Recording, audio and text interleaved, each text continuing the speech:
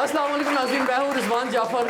हमारा पाकिस्तान के साथ हाज़िर खिदमत हैं। आज हमें इंडस यूनिवर्सिटी में और यहाँ के बहुत ही काबिल स्टूडेंट इस वक्त मेरे सामने मौजूद हैं और ये कितने काबिल हैं इसका इजहार आज होगा उस वक्त जब ये ख्यालात का इजहार करेंगे। इसी यूनिवर्सिटी के चांसलर खालिद अमीन साहब हमारे साथ मौजूद हैं, आपको वेलकम कहते हैं सर। और आपके साथ मौजूद हैं मोहम्मद अली जिन्ना साहब जो कि सस्टेनेबल डेवलपमेंट गोल यानी SDGs पर जो है उसके एक्सपर्ट हैं और उस पर काम कर रहे हैं। सर आपको खुशामदीद कहते हैं। कभी ऐसा था कि आज से 40 साल पहले हम इस रीजन में बहुत तरक्की कर रहे थे, पाकिस्तान बहुत तरक्की कर रहा था और हम अपने इस रीजन में जो है वो टॉप पर थे। बहुत सारे मुल्कों के नाम लिए जा सकते हैं जिसमें चाइना भी शामिल है और इंडिया और बांग्लादेश तो शामिल ही हैं। उसके साथ साथ और काफ़ी मुल्क आप फार ईस्ट के ले सकते हैं। इसी तरह से दुबई कुछ नहीं था, या पूरे आप गल्फ़ रीजन की बात करें तो ऐसा क्या हुआ 40 साल के अंदर कि हम पीछे हो गए और बहुत सारे मुल्क हमसे आगे निकल गए। कराची जो कि इस रीजन का सबसे बिज़ी एयरपोर्ट था जहाँ पे और सबसे ज़्यादा जदीद शहर था, और इस शहर के बारे में ये बात कही जाती थी कि जनाब दुनिया में 2 शहर ही तरक्की करेंगे सबसे ज़्यादा, एक न्यूयॉर्क होगा और एक कराची होगा। क्या वजह है आज कराची जो है उसका ये हाल हो गया कि खंडर बन गया है और बहुत बुरा हाल है, और हम कराची शहर भी नीचे चला गया। तो ये क्या आप समझते हैं कि ये जो पस्ती आई है 40 ईयर्स के अंदर, तो कभी आप किसी ग्राफ को देखते हैं तो वो डाउन होता है, तो क्या ये डाउन वाला ग्राफ जिसमें आज हम सब मौजूद हैं, हमारी जिम्मेदारी बनती है कि हम इस ग्राफ को ऊपर लेके जाएं, कराची में बैठे हुए इस शहर को ऊपर लेके जाएं, पाकिस्तान को ऊपर लेके जाएं। क्या ये मुमकिन है या नहीं है? ये ग्राफ ऊपर जाएगा या ये ग्राफ मज़ीद नीचे जाएगा? आज इस पर हम बात करेंगे। खालिद साहब आपको क्या लगता है? जी, मेरा ये ख्याल है जो आज के हालात जो जिस पे नज़र डाली जाए तो वो बहुत ज़्यादा तकलीफ़ दे, मगर इन सब बातों के लिए हम ये कहेंगे जी गवर्नमेंट ज़िम्मेदार है, ऐसा नहीं है। हम खुद जो इंडस्ट्रियलिस्ट हैं, जो इंपोर्टर हैं, जो एक्सपोर्टर हैं, उन्होंने इजी रास्ते सोचे जिसकी वजह से हम इस जगह पहुंच गए। हमें ये करना चाहिए था कि अपनी इंडस्ट्री को नई टेक्नोलॉजी के हवाले, जिम्मेदार नहीं है लेकिन हुकूमत ही तो सब कुछ करती है सर।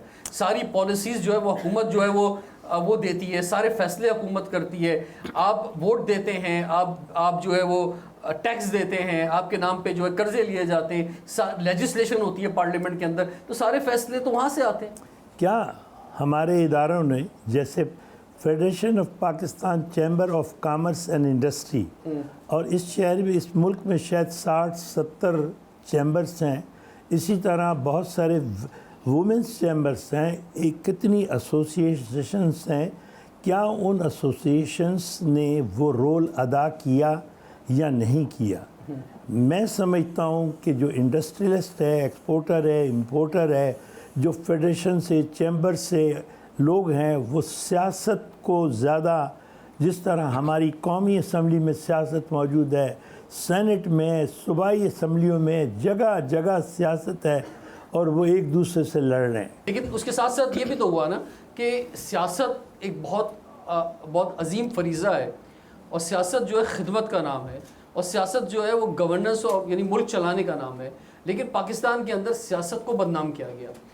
पाकिस्तान जब बना तो उसके शुरू के 10 सालों के अंदर कई वज़ीर आज़म तब्दील किए गए, और वो लोग जो गैर सियासी थे उन्होंने अपना मुल्क पे कब्ज़ा चाहा, और वो वक्त है और आज का वक्त है कि उन्हीं लोगों का कब्ज़ा है जो कि गैर सियासी हैं सर। तो मुल्क तो सियासतदान ने चलाना था, और एक और साजिश की गई बड़ी ज़बरदस्त तरीके से कि सियासी लोगों को चोर और डाकू कहा गया, और उन्हें चोर और डाकू इतना कहा गया कि मैं इस हॉल में अगर सबसे पूछूंगा कि क्या सियासतदान चोर और डाकू हैं, सब कहेंगे यहाँ चोर और डाकू हैं। यानी इतना ही क्या भाई है, चोर डाकू हैं क्या सारे सियासतदान, क्या या अच्छे और नेक हैं? देखें अब ये सब बोल रहे हैं कि चोर डाकू हैं। ये बहुत बड़ा अलमिया और बहुत अफसोस की बात है कि ऐसा ये बिल्कुल गलत है। हर जगह अच्छे लोग भी होते हैं और अच्छे लोग नहीं भी होते हैं। जिन्ना साहब मुझे फरमाएं, एक टारगेट जो कि अक़वाम मुत्तहिदा ने भी दिया, और वो SDGs का टारगेट है, सस्टेनेबल डेवलपमेंट गोल का, जिसमें आप काम कर रहे हैं कि जनाब 2030 तक ये टारगेट जो अचीव करना है, और हमें आसार ये लग रहा है कि हम वो टारगेट्स अचीव नहीं कर पाएंगे, और अगर हमने नहीं अचीव किए तो आप सोचें फिर क्या होगा। पाकिस्तान का मसला सिर्फ 2029-30 तक है, उसके बाद यहाँ पे बहुत तेज़ी से तरक्की होगी। अच्छा, उसकी वजह यह नहीं कि कोई बाहर से आ जाएगा या कोई अंदर है वो बाहर आ जाएगा, ऐसा कुछ भी नहीं है। पाकिस्तान पे लगेगी पाबंदी। SDGs के 1 से लेके 18 गोल्स हैं, ठीक है। आप जाके चेक कर लीजिएगा IMF को, वर्ल्ड बैंक को, उनका एजेंडा 2030 से लेके 2031 यानी 1 जनवरी 2031 से लेके 31 दिसंबर 2045 तक उनका चार्टर क्या है कि जो कुछ जिन कंट्रीज़ ने गोल को अचीव किया है उनको वो स्पॉन्सर करेंगे, जिनको नहीं किया वो प्रायोरिटी में नहीं होंगे। फॉर एग्जांपल 2000 तरक्की कैसे करेंगे ये? हाँ, जब ये पाबंदी लगती है ना, हाँ, तो फिर कुछ ना कुछ तो उसका हल निकलेगा। मिसाल के तौर पे गोल नंबर 4 एजुकेशन, 2031 के बाद लोगों को बाहर स्कॉलरशिप या एडमिशन नहीं मिलेंगे। क्यों? गोल नंबर 4 नहीं किया आपने। 2031 से goal number 14 life below water, यहाँ पे पानी के जहाज़ नहीं आएंगे, क्यों? फिल्थी ओशन में उन्होंने जाना नहीं है। तो बहुत सारी चीज़ें हैं और ये बहुत सीरियस मैटर है समझने के लिए। और 2031 जब हम आएंगे, ये पाबंदी होगी, उसके बाद हम करना शुरू करेंगे। अच्छा, दूसरा एक और चीज़ जो खालिद साहब ने बात की, बिल्कुल सही, कि हम सारी चीज़ें किसी एक पे नहीं डाल सकते, लेकिन अब क्या करें कि सब कुछ करने के बाद जाना उसी दर पे पड़ता है। आप इंडस्ट्री लगाएंगे, जाना वहीं पे पड़ेगा। वो आपको ओके करेंगे तो आप लगाएंगे, नहीं करेंगे जाना तो गवर्नमेंट। लेकिन ये जो आपकी बात समझ में नहीं है, इस तरीके अगर हम गोल अचीव नहीं करेंगे तो हमारी तरक्की कैसे होगी, हमारी तो और तनज़्ज़ुली होगी। नहीं, हमें उसको, वो जो गोल्स हैं ना बहुत आसान है। हाँ। 169 टारगेट्स हैं, 243 इंडिकेटर्स हैं। फॉर एग्जाम्पल गोल नंबर 4 को लेने 10 टारगेट्स हैं, 11 इंडिकेटर्स हैं, उसको हमने पूरा करना है। वो बड़े बेसिक्स हैं। ठीक है, वो हमने नहीं किया और जो लग रहा है नहीं करेंगे तो फिर आप कन्फाइंड हो जाएंगे। बिल्कुल, आप सिर्फ पाकिस्तान रहेगा, यहीं पे सब कुछ हो रहा हो। तो फिर तो और तबाही आएगी। नहीं, अब तबाही के लिए ये काम तो करना है और ये ठीक होगा। मैं बिल्कुल, आई एम वेरी ऑप्टिमिस्टिक। अच्छा, दूसरी एक और बात कि जितने बच्चे हैं माशाल्लाह ये सब बाहर जाने की तैयारी में होंगे। मैं तो पाकिस्तान बाय चॉइस रह रहा हूँ। मैं इंग्लैंड ऑस्ट्रेलिया का क्वालिफाइड हूँ, पाकिस्तान बाय चॉइस रह रहा हूँ। मेरा बेटा बर्लिन से उसने मास्टर्स की, वो पाकिस्तान में। मेरी वाइफ अमेरिकन नेशनल है, वो पाकिस्तान में। क्योंकि हमें इतनी जगह रहने के बाद अंदाज़ा हो गया कि इससे अच्छा मुल्क कोई भी नहीं है। एक आखिरी बात करूं कि अगर मैं प्राइम मिनिस्टर बन जाऊं, जो अब तो कोई भी बन सकता है, कोई मसला नहीं है। प्राइम मिनिस्टर तो कोई भी बन सकता है, कोई मसला नहीं है, ठीक है ना। यानी अगर मैं एमपी बन सकता है, यानी कल नहीं है, कोई भी वज़ीर आला बन सकता है, यानी गवर्नर बन सकता है। वो सारी तारीफें ख़त्म हो गई हैं अगर मैं 13 अगस्त की रात, आवाम के वोट चाहिए, अब ना आवाम की पसंदीदगी चाहिए, कुछ नहीं चाहिए। अच्छा, अगर मैं 13 वोट होने चाहिए आपके नहीं, मैं अगर नहीं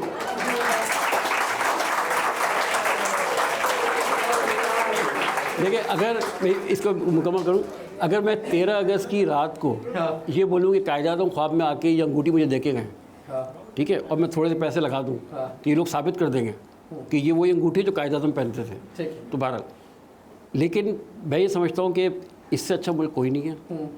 और आप लोग जाके देखिएगा, वो जो बात कर रहा था, अगर मैं प्राइम मिनिस्टर बन जाऊँ ना, मैं तमाम 25 करोड़ आवाम को वहाँ भेजूँ जहाँ उन्होंने जाना है, जहाँ पे भी जाना चाहते हैं। और मुझे पूरा यकीन है कि फरमा रहे थे कि सुकून तो सिर्फ कब्र में मिलता है। नहीं तो वहाँ भेजेंगे नहीं, ये जिस मुल्क में भी जाना चाहते जाएँ, लेकिन मुझे पूरा यकीन है कि 6 महीने के बाद 97% पाकिस्तानी फिर पाकिस्तान में होंगे। अच्छा। ये 3 से 4% है जो बाहर जा सकते हैं, जिनको बाहर जाने का शौक़ है। बाकी जो 95% है, 96% है, वो पाकिस्तान में रहेंगे। भाई, आपके पास सवालात हैं, ख्यालात हैं, क्या आप समझते हैं कि ये जो हमारा डिक्लाइन है ये मज़ीद नीचे जाएगा या हम ऊपर उठ सकते हैं? पूरे पाकिस्तान के लोग इन नौजवानों को देख रहे हैं जो आज हमारे शो में इज़हार ख्याल कर रहे हैं। ब्रेक के बाद कंटिन्यू करते हैं, देखते रहिए प्रोग्राम हमारा।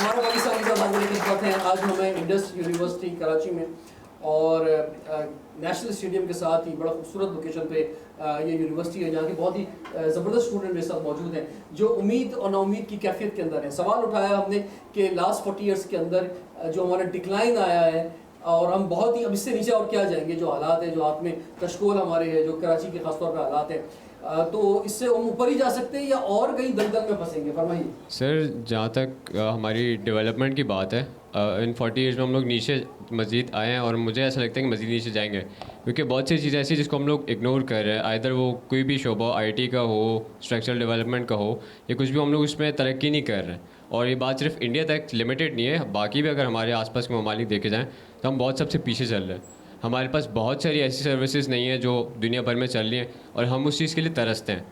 पेपैल, गूगल पे, बहुत सारी चीज़ें ऐसी हैं जो हर जगह चलती हैं। इवन पाकिस्तान में रहते हुए जो अब यंग बच्चे जो फ्रीलांसिंग वगैरह की तरफ जा रहे हैं या कुछ ऑनलाइन चीज़ें सीख रहे हैं कि वो अपने रोज़गार वगैरह बना सकें, उनको उसमें भी बहुत प्रॉब्लम आती है। मैं खुद बीइंग अ फ्रीलांसर, मुझे बहुत सारे डिफरेंट नेटवर्क से घूमते हैं अपनी पेमेंट्स वगैरह मंगवानी पड़ती हैं। उसमें होता है कि बहुत सारे, क्योंकि हर पोर्टल जो वो चार्जेस लेता है, तो जितने मेहनत होती है ना उतने पैसे नहीं मिल पाते हैं। तो वैसे ही हर चीज़ में there are many different barriers जिनकी वजह से हम बहुत पीछे हैं। चले जी, सुन लें अरबाब इख्तियार, सुन लें नौजवान क्या कह रहे हैं, और बिल्कुल सही कह रहे हैं, बिल्कुल ठीक बात आप। लेकिन के लिए क्लैपिंग करें जबरदस्त जी। जी प्लीज़। देखें, सबसे पहली बात है 40 साल में जो हमारी जनरेशन जेड है, ठीक है, उसमें अपना ये है सारा कि जो हमारे जैसे बड़े बैठे हुए हैं उन लोगों ने सारी मतलब खुद स्ट्रगल की है, ठीक है। उस टाइम्स में ना मतलब इस तरह नहीं होता था जिस तरह अभी यूथ काम कर रही है। बहुत सारे बच्चे फ्रीलांस काम करते हैं, बहुत डिफरेंट प्लेटफॉर्म्स हैं काम करने के लिए, लेकिन उस टाइम वो सब नहीं होता था। अगर वो सब होता भी था तो यहाँ पे उस चीज़ का मतलब इतना उस चीज़ का रेवोल्यूशन नहीं था। तो अब मैं अगर बात करूँ दूसरी उस पे, मतलब इस चीज़ को हम कैसे, जब ग्लोबल विलेज बन गई है तो आप अपने आप को अलग कोई साइंस लेके नहीं आ सकते। बिल्कुल, दुनिया ने इस तरह तरक्की की, आपको भी वैसे ही करनी है। एग्जैक्टली। ऐसा नहीं हो सकता कि जनाब मैं जो मोबाइल हाथ में पकड़ूं और मैं तलाश कर रहा हूं कि मुझे कहाँ जो है वो सिग्नल मिलेंगे, कहाँ मुझे इंटरनेट मिलेगा और वो ना मिले। सर देखें, दुनिया में जो चीज़ें हैं ना वो हर जगह की सेम है, ठीक है। अगर आप कोई पाकिस्तान से बैठ के बाहर बिजनेस करते हैं ना तो वहाँ पे उनकी मोरल्स चेंज नहीं है, मोरल्स बिल्कुल डिफरेंट नहीं है, सेम है। तो बात यह है कि अगर पाकिस्तान के जो यूथ है, जो लोग हैं ना, वो यहाँ पे बेसिकली शॉर्टकट्स ढूंढते हैं, ठीक है। किसी को भी एक लॉन्ग टर्म काम के लिए ना कोई लॉन्ग टर्म अपना कस्टमर नहीं रखता है। वो बोलता है यार इसमें से मुझे कुछ 4 चंद पैसे मिलें, मेरा अपना काम चले, उसके बाद कस्टमर जाए बाढ़ में। तो इस तरह का सीन नहीं है। अगर आपको जो दुनिया ग्लोबल विलेज बनी है उसमें 2 चीज़ें इंपॉर्टेंट है। एक तो टेक्नोलॉजी इंपॉर्टेंट है कि कोई ये नहीं सोच सकता कि यहाँ इंटरनेट नहीं चल रहा होगा, कोई अमेरिका से अगर आप काम कर रहे हैं, यूरोप से काम कर रहे हैं। दूसरी चीज़ जो है वो एथिक्स है। मिसाल के तौर पे कोई ये नहीं सोच रहा होगा कि आपने किसी को ईमेल की तो आप झूठ लिखेंगे। सर एथिक्स नहीं, ट्रस्ट है बेसिकली। आप जो बेईमानी करेंगे, आप जो चोरी करेंगे, मतलब अब ये साइंस खत्म हो गई। और अगर कोई इन 2 चीजों में पीछे है, यानी किसी के पास टेक्नोलॉजी नहीं है और किसी के पास एथिक्स नहीं है, तो उसका दुनिया में कोई जगह नहीं है, वो और नीचे जाएगा और दलदल में जाएगा। एग्जैक्टली। और अगर आपको किसी से लूप करना है ना तो बेसिकली सबसे पहला काम होता है कि आप उसका भरोसा, हर काम में होते ही देखें भरोसा। अगर आपने वो चीज़ ही मेंटेन नहीं रखी ना तो आप मतलब कुछ भी नहीं कर सकते। तो बात सुने, ये जो 2 नौजवानों ने बात की अभी, तो इन्होंने बात की कि जनाब हम बहुत नीचे जा रहे हैं, लेकिन इतने आईटी पार्क्स का इफ्तिताह हो रहा है। शहबाज शरीफ साहब कभी किसी मुल्क जा रहे हैं, कभी किसी मुल्क जा रहे हैं। पाकिस्तान में भी अभी शंघाई कॉन्फ्रेंस में इतने सारे वर्ल्ड लीडर्स आए, तो इससे कुछ उम्मीद नहीं है आपकी? इनकी जो भागम दौड़ हो रही है एक दरख्त से दूसरे दरख्त, दूसरे दरख्त से तीसरे दरख्त। सबसे पहले मेरी कमअक्ली में ये मैं समझता हूँ कि इस पॉलिटिकल जो स्टेबिलिटी है वो अगर मुल्क में होगी तो मुल्क की जो मईशत है वो सही हो जाएगी। जो काम कर रहा होता है उसको तो आप जेल में डाल देते हैं सर, फिर काम कैसे होगा? बात तो ये।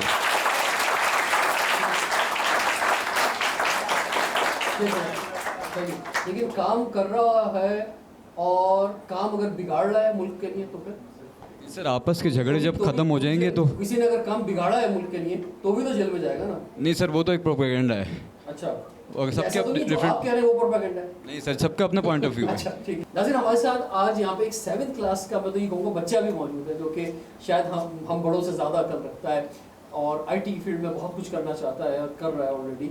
तो आप फरमाए बेटा, आप क्या समझते हैं? मैं कहना चाहता हूँ कि अस्सलाम वालेकुम, मैं कहना चाहता हूँ कि जो हमारी स्टडीज़ रिक्वायरमेंट है वो आउटडेटेड है, और जो हमारे लोग हैं वो सिर्फ डिग्रीज़ और सर्टिफिकेट्स के पीछे भागते हैं, वो कभी तालीम हासिल करना ही नहीं चाहते। सीखना नहीं चाहते, लर्निंग करना नहीं चाहते। ये सारे स्टूडेंट आप देख रहे स्टूडेंट बैठे हुए, ये आप क्या समझते हैं, ये नॉलेज लेने आए हैं या सिर्फ डिग्री लेने आए हुए यूनिवर्सिटी? ये स्टडीज़ तो करते हैं लेकिन अपने दिल से नहीं करते, सिर्फ डिग्री के पीछे भागते हैं। हाँ भाई, दिल से नहीं पढ़ते हैं। अच्छा बताओ, कितने लोग अखबार पढ़ते हैं, न्यूज़पेपर पढ़ते हैं? कोई इनमें से एक आदमी न्यूज़पेपर एक पढ़ती है सर, एक हाथ उठाए। 2 लोग न्यूज़पेपर पढ़ते हैं, न्यूज़पेपर तो छोड़ दिया हमने। कैरिकुलम के अलावा कोई किताब पढ़ी है कभी? है शायरी की पढ़ी होगी थोड़ी बहुत होगी, चलो शायरी भी पढ़ो, अच्छी चीज़ है यार, है सही है जी, फरमाएं। और जो हमारे नबियों ने हमें सिखाई तालीम, उसको हम बिल्कुल भूल चुके हैं। इस वजह से हम दुनिया में अभी सबसे पीछे हैं। अगर हम उसको याद करें वापस से तो इंशाल्लाह अल्लाह हमें नबियों ने तरक्की देगा। सिखाया है, उनकी कौन सी ऐसी बात है जिससे आप बहुत इंस्पायर हुए कि ये बात मुझे बहुत अच्छी लगी? सर देखिए, उन्होंने हमें कहा कि कभी काम चोरी ना करो। जो हमारे मुल्क में है, बस हमारे जो बंदे हैं सिर्फ काम चोरी करते हैं। अच्छा, कोई सफ़ा पे जब हुजूर अकरम सल्लल्लाहु अलैहि वसल्लम गए और उन्होंने कहा कि अगर मैं कहूँ कि पहाड़ के पीछे दुश्मन की फौज आ रही है तो क्या आप यकीन करोगे? तो लोगों ने कहा हम यकीन करेंगे। लोगों ने क्यों कहा? क्योंकि वो सच बोलते थे। बिल्कुल, क्योंकि हुजूर की पहचान क्या थी? सच। सादिक और अमीन। तो क्या हमने कभी अब ये तमन्ना की, इस ख्वाहिश का इजहार किया कि मेरी पहचान एक डॉक्टर इंजीनियर तो होगी सो होगी, बाद में मैं IT एक्सपर्ट होऊंगा तो होऊंगा, लेकिन मेरी आइडेंटिटी ये ज़रूर होनी चाहिए कि मैं सादिक और अमीन। कोई मेरे बारे में ये ना कहे कि सादिक और अमीन नहीं है। क्या कभी किसी ने सोचा इस तरह से? बिल्कुल नहीं है कि मैं जब भी बोलूँ लोग बोले सच बोलता है, कोई मुझे मानत दे तो मैं बेईमानी ना करूँ, है? तो हम क्यों ऐसा क्यों नहीं करते? क्योंकि हम अपने आबा व अजदाद की बातें ही भूल चुके हैं। अच्छा, इंडियन ज़बरदस्त क्लैपिंग होनी चाहिए। जी खालिद अमीन साहब, ये जो ऊपर जाने का सफ़र है तो इस पे ज़रा फरमाएं कि ये माना कि सब सारे इशूज़ हैं, लेकिन सर 25 करोड़ की आबादी है, बड़ा, मैं तो जहाँ भी जाता हूँ अगर मुझे चंद लोगों से मायूसी होती है ना, तो मेरे अपने ही शो से मुझे उम्मीद आ जाती है। जिन लोग मेरे नौजवान सामने बैठे होते हैं ना, चाहे ये नेगेटिव भी बात कर रहे हो, लेकिन मुझे इनका दर्द नज़र आ रहा होता है कि ये बात तो नेगेटिव कर रहे हैं, लेकिन ये चाहते हैं ऐसा ना हो। ये चाहते हैं कि मुल्क तरक्की करे, आगे बढ़े, शहर आगे बढ़े, और ये खुद कंट्रीब्यूशन भी डालना चाहते हैं। जब मैं चाइना फ़ोन करता हूँ, चाइना से मुझे फ़ोन आता है तो वो सुबह 6 बजे से काम शुरू करते हैं और 12 घंटे काम करते हैं। और 12 घंटे काम में अगर हमारे यहाँ एक गाड़ी बनती है, सपोज़ हमारे पाकिस्तान में एक गाड़ी बनती है एक दिन में, तो उनके यहाँ एक गाड़ी नहीं बनती है, 50 गाड़ियाँ बनती हैं। कोई बंदा ऐसा नहीं होगा जो दयानतदारी से काम नहीं करेगा। मुझे जितने लोग भी मिलते हैं वो ये सिर्फ ये कहते हैं कि क्या आपके लोगों को पाकिस्तान से मोहब्बत है? अपने मुंह से ये कह देना कि मुझे पाकिस्तान से मोहब्बत है, इसका कोई जवाब नहीं है। क्या कोई इसका कुछ भी नहीं है। अगर आप मेरे यहाँ यूनिवर्सिटी में कोई पढ़ने आया और कोई पढ़ाने आया, दयानतदारी से उसका फ़र्ज़ है टीचर का, डीन का, चेयरमैन का, कि वो उस बच्चे को 100% तालीम दे, और मेरा भी फ़र्ज़ है। अगर मैं ऐसा नहीं कर रहा, अगर इंडस्ट्री ऐसा नहीं कर रही, अगर जो फैक्ट्री के और मुलाजमीन है वो नहीं करें, तो जब तक ये नहीं होगा कि अपने काम के साथ दयानतदारी करें, कभी भी आप आगे नहीं बढ़ सकते। लेकिन दयानतदारी के लिए ये भी ज़रूरी है कि सर हम उसका हक दे रहे हो। मिसाल के तौर पे अगर एक शख्स जो है उसकी तनख्वाह होनी चाहिए 100 रुपये और हम उसको दे रहे हैं वो 25 रुपये, और हम कहें कि पूरी दयानतदारी दिखा, तो ये भी नाइंसाफ़ी होगा। सर ये पाकिस्तान में सबसे बड़ा मसला ये भी है कि हम लोगों का खून निचोड़ते हैं और उनसे बोलते हैं कि दयानतदारी करो, पूरा काम करो। ये भी एक मसला। आप बिल्कुल ठीक कह रहे हैं, मैं आपकी बात की तायद करता हूँ, मगर ये जो पिछले 3 साल गुजरे, 3 से 4 साल गुजरे, इन 3 साल 4 सालों ने इतनी बड़ी तबाही की है कि अगर मेरे भाई का ख्याल है कि हम अगले 6 साल में ऊपर चले जाएंगे, 48 सालों में तो हम नीचे गए, 48 और 6 में बहुत बड़ा फ़र्क है। इसके लिए बहुत सारी ज़रूरियात हैं, गवर्नमेंट की भी हैं, उस तरफ भी है। देखिए, ये तो हमारे पास कोई ऑप्शन नहीं है, कुछ तो हमें करना होगा।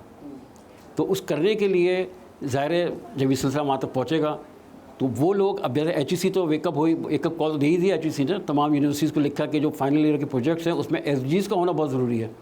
ठीक है, इसका मतलब है अगर ये नहीं होगा तो आपकी डिग्री नहीं होगी, डिग्री नहीं होगी तो फिर यूनिवर्सिटी की ज़रूरत नहीं होगी। ठीक है सर, बहुत शुक्रिया, thank you very much Mohammad Jinnah sahab. Break के बाद हमें ज्वाइन करेंगे एनवायरमेंटल प्रोटेक्शन एजेंसी के एक डायरेक्टर, और जो क्लाइमेट चेंज के जो बड़े इशूज़ हैं, सबसे बड़ी तबाही जो है, जो तनज़ुली की बात कर रहे हैं, वो क्लाइमेट चेंज से भी आई है, वो उससे कैसे निकल सकते हैं। ब्रेक के बाद कंटिन्यू करते हैं प्रोग्राम।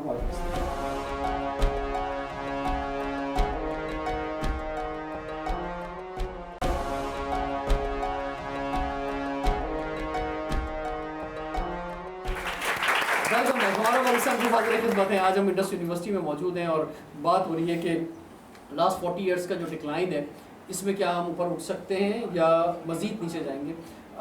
हम तो कुछ उम्मीद की बातें कर रहे हैं, मेरे मेहमान जो हैं वो भी कुछ उम्मीद की बात कर रहे हैं, लेकिन नौजवान जो हैं वो बात कर रहे हैं कि नहीं ऐसा मुमकिन नहीं है क्योंकि जो पैरामीटर्स हैं उनको हम पूरा नहीं कर रहे। हमें अब ज्वाइन किया है इमरान साबिर साहब ने, जो डायरेक्टर है Environmental Protection Agency government of Sindh से। सर आपको खुश आमदीद कहते हैं। तो सर ये सबसे बड़ी तबाही जो ख़तरा है वो तो क्लाइमेट चेंज से, यानी आप क्या समझते हैं जो हम आज उम्मीद की बात कर रहे हैं कि ऊपर चढ़ना है, तो इसमें हमारे लिए जहाँ हमारी नाकामियों की वजह हमारी अपनी बैड गवर्नेंस है, हमारी करप्शन है, हमारा ये शायद हमारे अंदर काबिलियत भी उतनी नहीं है, और उसके अलावा भी और बहुत सारे रीजंस हैं एथिकली ग्राउंड्स के ऊपर, लेकिन उसमें कहीं जो है वो एक बड़ा दखल आप समझते हैं कि क्लाइमेट चेंज का भी है या आने वाले जो 6 सालों की हम बात कर रहे हैं या उसमें हो सकता है। शुक्रिया, बहुत बहुत शुक्रिया आपने मुझे यहाँ दावत दी।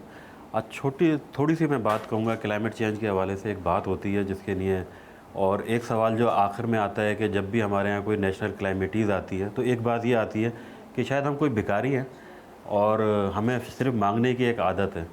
मैं सिर्फ आपको ये बताना चाहूँगा कि इसके अंदर कि जो ग्लोबल एमिशन जिसकी वजह से सारा ये क्लाइमेट चेंज का इशू बनता है, उसमें पाकिस्तान का जो कंट्रीब्यूशन है वो 0.8 या 0.9% है, यानी बहुत कम ना होने के 1% भी नहीं है।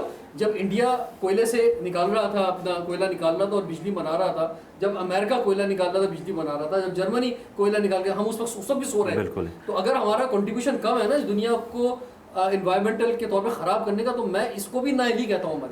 हमें उस वक्त करना चाहिए था सब कुछ, बिल्कुल करना चाहिए था। जो है आगे बढ़कर जो है ये चीज़ें इस्तेमाल करनी चाहिए थी, अब दुनिया कर रही थी, हम उस वक्त भी सो रहे थे। बिल्कुल आप सही कह रहे हैं, लेकिन जो दुनिया भर के अंदर, जैसे आपने रिजवान साहब ने बात की, यूएसए 68% कोल पे डिपेंडेंसी है उसकी, और जर्मनी और जितने चाइनीज़ कंट्रीज़ हैं मोर देन 50% पे इनकी डिपेंडेंसी है। तो उसके मुकाबले में जब हम अगर दुनिया में अपनी जो एमिशन रेट में आते हैं तो 117 पे आते हैं, लेकिन अनफॉर्चुनेटली ये कहा जाए कि जो वर्नेबल जो सोसाइटी बन गए हैं या कंट्री बन गए हैं उनके 5वें नंबर पे आते हैं। ये जर्मन अदाद-ओ-शुमार था जिसके अंदर जो क्लाइमेटीज़ आती हैं 98 से लेके 2018 तक जो यूएन की जो रिपोर्ट है 200 से ज़्यादा हमारे पर क्लाइमेटीज़ आई हैं।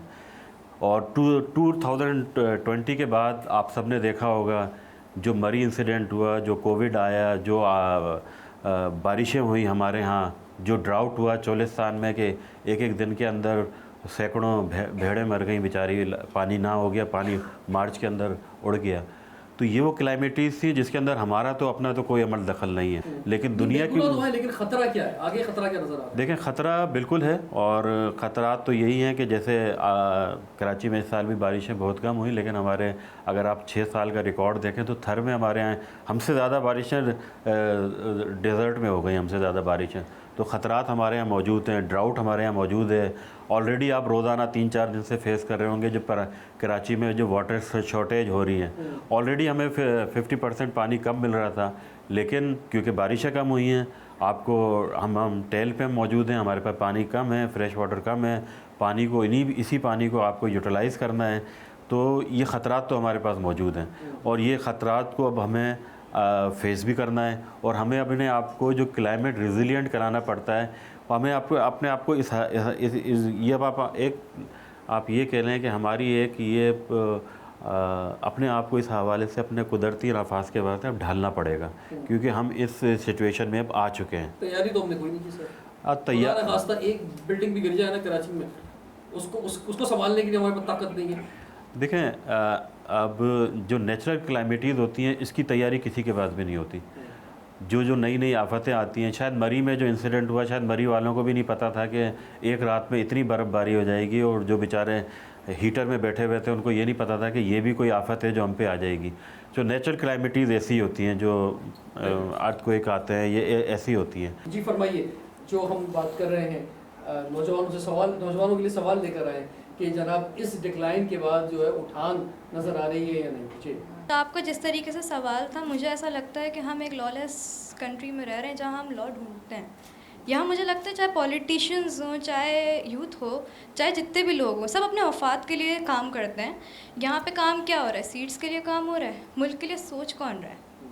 मैं आपको एक बात बताऊँ, मैं जिस जगह पे रहती हूँ वहाँ पे रोडें डलनी थी, ठीक है, तख्ती लगी, पिक्चर्स खींची, वीडियोस अपलोड हुई, 2 महीने होने जा रहे हैं, रोड नहीं बनी। काम हो गया, सोशल मीडिया मार्केटिंग हो गई एंड सो कॉल्ड आपकी फेम मिल गई आपको, काम नहीं हुआ। तो यहाँ पे यूथ का जो पॉइंट है वो ये है कि आप सोशली देख लो, यूथ को टारगेट किया जाता है। अगर आपको यहाँ पे जॉब्स नहीं मिल रही, आप बाहर जॉब्स के लिए अप्लाई कर रहे हो, ठीक है, वहाँ की जॉब्स आपकी किस तरीके से मतलब मुश्किल में पड़ सकती हैं, आपके नेटवर्क इश्यूज़ हैं, आप उस चीज़ को प्रोसीड नहीं कर सकते। यहाँ पे बेसिक नेसेसिटीज़ यहाँ पे पूरी नहीं हो रही होती हैं, तो मुल्क तरक्की कैसे करेगा? तो मुझे नहीं लगता कि आगे भी अगर यही चीज़ें प्रोसीड करती रहेंगी तो मुझे नहीं लगता कि मुल्क तरक्की कर सकेगा। कुछ नहीं दे रहे तो बेसिक जो नेसेसिटीज़ हैं वो तो जी बिल्कुल एक्सेलेंट क्लैपिंग होनी चाहिए। सिर्फ हमारा इतना सा काम है कि हमें उस चीज़ को प्रोवोक करना है, जो चीज़ हमें लेट डाउन कर रही है, जो हमारी कंट्री की इकॉनमी को गिरा रही है। हमें as a citizen, as a Pakistani, हमारा फ़र्ज़ बनता है कि हमें आगे बढ़ना है, हमें तरक्की हासिल करनी है। और मुझे ऐसा लगता है कि अगले 40 सालों में पाकिस्तान तरक्की कर सकता है अगर हमारी आवाम चाहे, अगर हमारे मुल्क के जो पिछले 40 है सालों के अंदर हम डिक्लाइन में आए, जी। आप अगले 40 सालों की बात कर रही हैं, लेकिन देखिए पिछले 40 साल की अलग कहानी थी, लेकिन अब आज के इस टेक्नोलॉजी वर्ल्ड में 40 साल बहुत होते हैं जी। अब तो एक हफ्ते में दुनिया बदल रही है, बिल्कुल, एक तजुर्बे से दुनिया बदल और हमारी यूथ तो के अंदर ये टैलेंट है। लॉन्ग टर्म पे नहीं जा सकते, नेक्स्ट 40 इयर्स की बात करें, हमें तो नेक्स्ट 10 इयर्स की बात करनी होगी। नहीं तो हम कोशिश अभी से शुरू करेंगे तो काम हो पाएगा ना। नहीं, मैं आपको ये मैसेज देके जाना चाहूँगा पूरे पाकिस्तान के नौजवानों को कि हमें 10 इयर्स पे सोचना हो, लॉन्ग टर्म प्लानिंग जरूर हो, लेकिन अब टेक्नोलॉजी वर्ल्ड के अंदर 10 इयर्स भी बहुत होते हैं। ठीक है, मैं इनके बिल्कुल अगेंस्ट जाना चाहूँगी कि जिस तरह इन्होंने कहा कि हम सबका राइट है, तो सबसे पहली बात तो ये है कि हमें हमारे वोट को इज़्ज़त कहाँ दी जाती है। जब हम वोट कास्ट करते हैं तो उसका कोई फ़ायदा नहीं होता। सब अपने मफादात की, सबकी सीट्स जो है वो पहले से जो है सिलेक्ट होती हैं। हमारी आवाम की राय कहाँ है? जब ये हम चाहते हैं कि चेंजेस आएगी, और जो है अगर हम चाहेंगे, यूथ चाहेंगे तो चेंज ला सकते हैं। तो यूथ के वोट को इज़्ज़त कब की गई, या पाकिस्तान के जो लोग हैं उनके वोट को इज़्ज़त कब दी गई? ठीक है, चलिए बहुत अच्छी बात की है। अब इससे तफसील पे मैं नहीं जाना चाहूँगा जी, प्लीज़ आइए। अल्लाह ताला जैसे कुरान पाक में फरमाते हैं, अल्लाह कमी वशी माफ़ फरमाए, जिसका मफ़हूम है कि जैसी कौम होगी वैसे ही हुक्मरान होंगे। तो मैं ये पूछना चाहता हूँ कि क्या हमें भी बांग्लादेश बनना पड़ेगा? बिल्कुल बनना पड़ेगा। हमें अपना हक खुद तलाश करना पड़ेगा, इसका मतलब यही है, करना पड़ेगा, क्योंकि वोट की कदर भी नहीं है। नवाब लोग हैं हमारा, बहुत मुश्किल वीआईपी लोग हैं, दरवाजे पे बिल्कुल मोटरसाइकिल जाके रोकते हैं, थोड़ा सा पैदल चलना नहीं चाहते। आज के अंदर बहुत दबाव है पाकिस्तान में, हम नहीं निकल सकते। थोड़ा थैंक निकल सकते हो तुम, मैं आज कॉल दूं, कराची में इतना स्ट्रीट क्राइम है, निकलो स्ट्रीट क्राइम के खिलाफ, कराची में निकलोगे, सारे लोग आएंगे तो चलो प्रेस में बुलाऊंगा, तो नहीं आएंगे, यहाँ में तो 5 लोग भी नहीं आएंगे। सिर्फ हम ही नहीं सोए हुए ना, हमारा ज़मीर भी सोया हुआ। जी, यूथ जो है वो काम अपना कर रही है, लेकिन उनको सपोर्ट भी चाहिए होती है। बिल्कुल। और थर्ड थिंग इज़ कि वो कहा जाता है ना कि जैसी रूह वैसे फरिश्ते। तो जैसी आवाम होगी वैसी उनके ऊपर हुक्मरान भी आएगी। अगर आवाम ही करप्ट है, अगर आवाम में निचले दर्जे से जो है ना वो करप्शन स्टार्ट हुई हुई होती है, तो ऊपर से हम कैसे एक्सपेक्ट कर सकते हैं कि वो हमें अच्छी जो है वो गवर्नमेंट हमारे ऊपर आएगी, अच्छी जो हुकूमत हम पे जो है हुक्मरानी करेगी। ठीक है, ठीक है। लेकिन गलती से या खुशकिस्मती से या अल्लाह में कौम पे कोई रहम आ गया और हमें कोई एक लीडर हमें ऐसा मिल गया, तो ये आवाम को भी सुधार देगा और ऊपर भी सब चीज़ सुधरेगी इंशाल्लाह। चले जी, मैं सिर्फ एक छोटी सी गुजारिश करूँगा उन लोगों से जो कि हमारा मुल्क इस टाइम चला रहे हैं, अगर हम अपने कंट्री में लॉ एंड ऑर्डर को ठीक कर लें तो हमारा मुल्क तरक्की कर जाएगा। हमारा मुल्क सिर्फ पीछे इस वजह से क्योंकि लॉ एंड ऑर्डर नहीं। हज़रत उमर फ़ारूक के दौर में इस्लाम इतना फैला, कैसे फैल गया? लॉ एंड ऑर्डर था, बस, इसके अलावा और कोई बात नहीं। Thank you. बिल्कुल ठीक है, ये इतनी आसान बात नहीं है, ये बड़ी मुश्किल बात है, बिल्कुल करना पड़ेगा।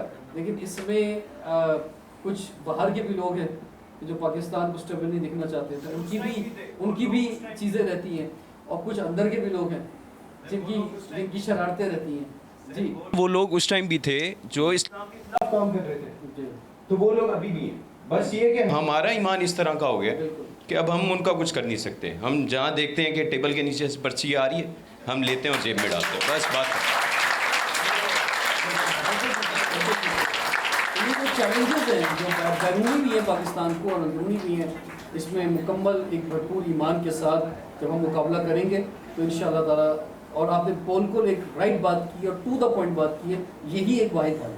हम इतने प्रोग्राम्स करते हैं, इतने पब्लिक में जाते हैं और इन दैन आखिर में ये पहुँचते हैं कि अगर लॉ एंड ऑर्डर जिस मुल्क में नहीं है, कोई भी मुल्क जो है सदरी का ऐसे कॉल है कि कुफर के सहारे तो कामयाब हो सकता है, ज़िंदा रह सकता है, लेकिन जो है नाइंसाफ़ी के साथ नहीं रह सकता। जिस मुल्क में नाइंसाफ़ी होगी तो वहाँ पर काफ़ी तरक्की हो सकती है। So thank you very much, ज़बरदस्त ख़यालात इज़हार के सारे नौजवानों, और मैं चाहूँगा कि जस्ट यूनिवर्सिटी के चांसलर खालिद अमीन साहब सब मौजूद हैं, तो सर आपके क्या कंक्लूडिंग रिमार्क्स होंगे जो आज नौजवानों ने बात की? मेरी गुजारिश है पहले तो इंडस्ट्री के मुतालिक कि इंडस्ट्री के पास पानी नहीं है, बिजली नहीं है, गैस नहीं है, रोड्स नहीं है। यहाँ इंडस्ट्री के लिए जो डील होगी वो दुबई में होगी या कहीं किसी और जगह होगी। तो जो इंडस्ट्री पाकिस्तान में मौजूद है और वो बहुत बुरे हालात में।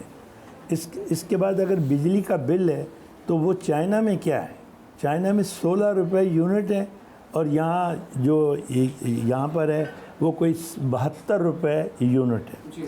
अब वहाँ का बंदा और यहाँ का बंदा हम मुकाबला कर ही नहीं सकते जब तक गवर्नमेंट ऑफ पाकिस्तान, तमाम सूबे, तमाम लोग, मीडिया, ख़ासकर मीडिया, यूनिवर्सिटीज़, आर्मी, जब तक ये नहीं सोचेगी कि ये मुल्क में हमने मिलजुल के करना, अदरवाइज अब जो है वो शुरू में वादे किसी वो भी सच थी, लेकिन आपकी गुफ्तगू सुनने के बाद ना अब इन्हें भी जोश आ गया।